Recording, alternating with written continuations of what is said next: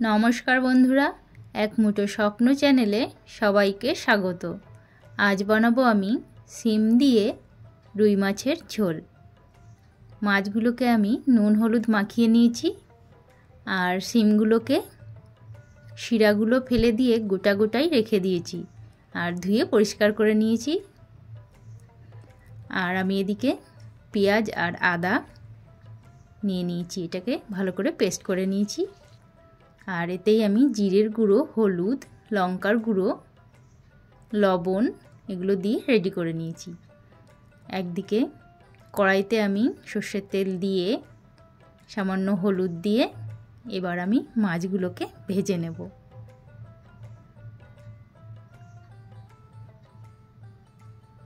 একে একে আমি মাছগুলোকে দিয়ে দেব সব।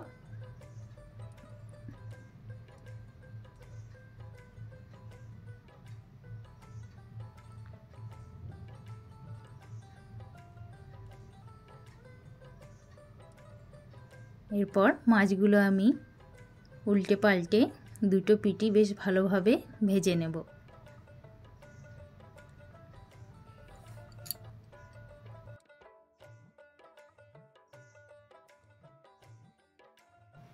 এরপর দেখো দুটো পিঠই বেশ লাল লাল করে ভেজে তারপর মাছগুলোকে আমি সব তুলে নেব।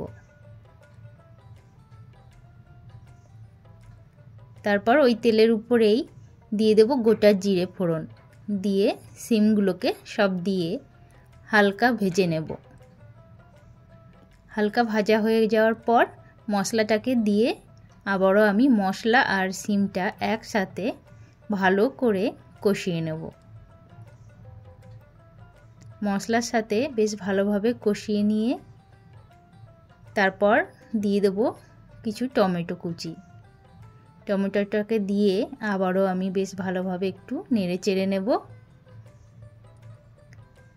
এরপর দিয়ে দেব আমি এতে গরম জল। জলটা একটু ফুটে এলে তারপর মাছগুলোকে দিয়ে দেব।